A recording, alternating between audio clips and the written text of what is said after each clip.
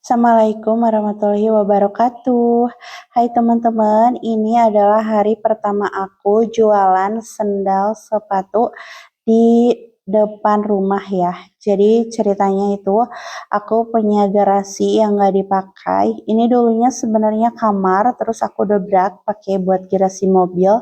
Tapi sekarang mobilnya udah nggak ada. Jadi daripada sayang banget kan, daripada cuman di apa namanya dianggurin gitu, aku punya ide buat jadiin toko aja. Ini juga belum ada rolling door-nya atau pintunya gitu ya, karena dananya belum mencukupi. Jadi kita pakai uang modal seadanya dulu aja. Sebenarnya dulu itu aku jualan sendal juga kayak gini, cuman sempat vakum 1 tahun yang lalu. Vakumnya itu mungkin karena banyak hal ya, salah satunya nggak keurus karena aku baru lahiran baby, punya bayi gitu. Nah sekarang bayi aku udah lumayan besar, jadi aku juga gak ada kegiatan di rumah, jadi aku coba buka-buka usaha lagi. Sebenarnya aku tuh tertarik banget untuk buka sembako, tapi karena di tetangga aku deket banget sama aku, nempel sama rumah aku, dia juga jual sembako. Terus 2 rumah ke apa namanya ke timur ya, itu juga sama jualan sembako juga gitu aja. Di sini tuh banyak banget juga yang jual sembako. Nah kebetulan aku tuh udah dikenalnya sama orang-orang itu sebagai penjual sendal. Jadinya ya udah aku mengawalinya dulu dengan jualan sendal. Nah, aku juga di sini mau ngasih tips sukses berdagang rumahan ya. Yang sebenarnya ini pepatah buat aku sendiri juga karena dulu sempat vakum karena banyak hal-hal kesalahan yang mungkin aku lakuin sampai pas mau belanja lagi tuh uangnya nggak ada. Oke, ini dia beberapa tips agar kita sukses berdagang. Semoga ini bisa menjadi pelajaran khususnya buat aku, umumnya buat teman-teman yang mendengarkan ya, apalagi buat ibu rumah tangga yang pengen punya penghasilan tambahan gitu. Siapa tahu teman-teman punya impian-impian yang pengen diraih. Nah, biar impian-impian itu bukan hanya sekedar di angan-angan aja, tapi bisa diwujudkan perlahan-lahan, kita sebagai ibu rumah tangga juga harus belajar untuk bisa produktif gitu ya. Nah, ini dia beberapa tips sukses berdagang rumahan agar usaha kita bisa berkembang dan berkelanjutan. Yang pertama, pilih produk yang dibutuhkan pasar. Fokus pada produk yang sering dibutuhkan masyarakat sekitar, makanan, minuman, kebutuhan sehari-hari, atau produk unik. Nah, kalau aku, kenapa aku pilih sendal? Karena di sini terutama di kampung aku belum ada yang jualan sendal. Kedua, mereka itu selalu mengeluhkan sama aku pas kemarin tutup, kenapa harus tutup? Katanya gitu. Aku bilang bisa beli di online. Mereka gak terbiasa ya untuk beli online ya. Mereka pengennya langsung nyobain, langsung beli kayak gitu. Apalagi katanya kalau lagi ada acara-acara kayak ulang tahun dan sebagainya atau buat kado kayak gitu. Jadi ini kesempatan buat aku sendiri sih karena aku juga udah dikenal sebagai tukang sendal gitu ya. Ibu sendal gitu. Jadi aku memanfaatkan itu semua untuk jualan sendal aja. Yang kedua, manfaatkan media sosial dan WhatsApp. Nah, kebetulan aku menggunakan WhatsApp ya. Benar-benar menggunakan WhatsApp. Aku bikin grup di WhatsApp, aku bikin status di WhatsApp, dan itu benar-benar membantu penjualan banget sih.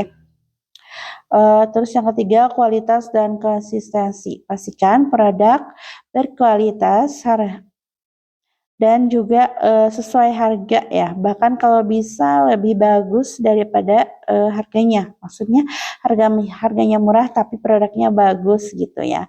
Kalau aku kan jualan sandal, nah sandal karet itu harganya lebih terjangkau tapi keawetannya itu lebih lama gitu ya.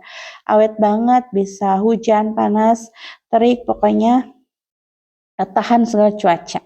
Yang keempat, harga bersaing. Nah, untuk penentuan harga, kalau aku kan bersaingnya bukan dengan tetangga ya, tapi aku bersaingnya itu dengan online, dengan harga di e-commerce, di marketplace, kayak gitu.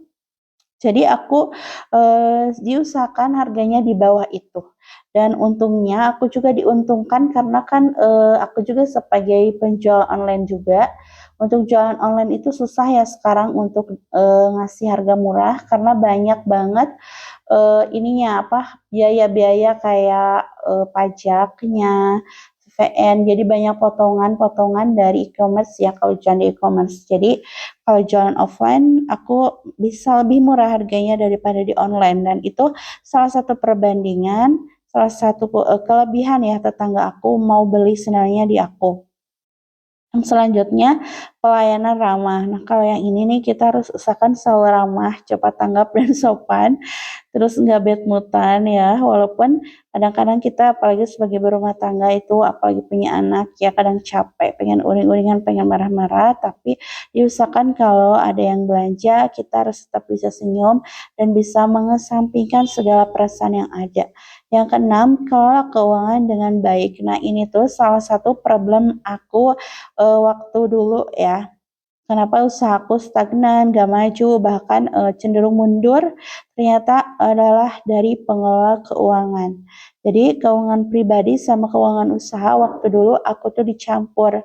Padahal seharusnya keuangan pribadi dan keuangan usaha itu dipisah.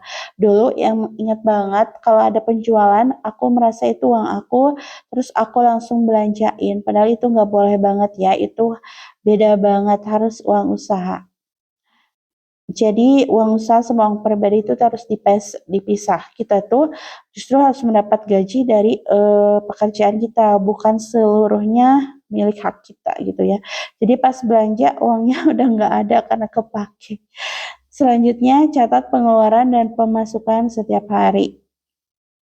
Nah, ini juga harus banget dilakukan. Jadi ketika ada penjualan atau ada belanja keluar itu harus banget dicatat biar kita tuh tahu ya keluar masuknya uang.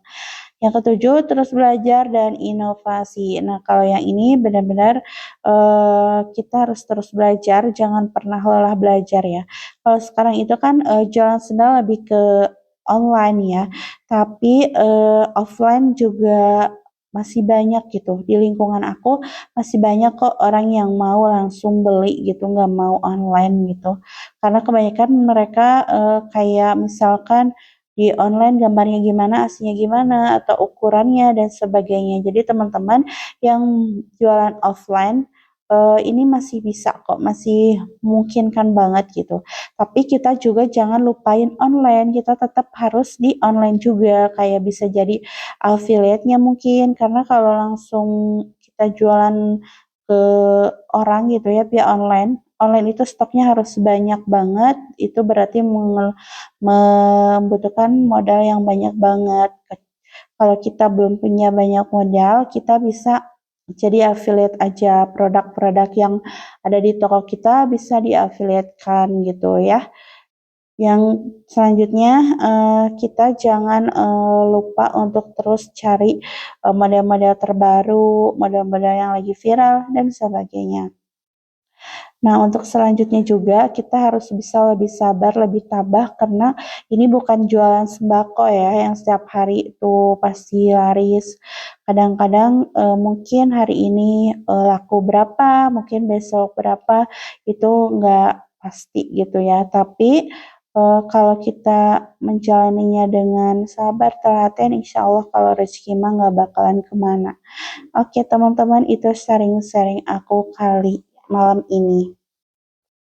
Semoga bermanfaat ya. Assalamualaikum.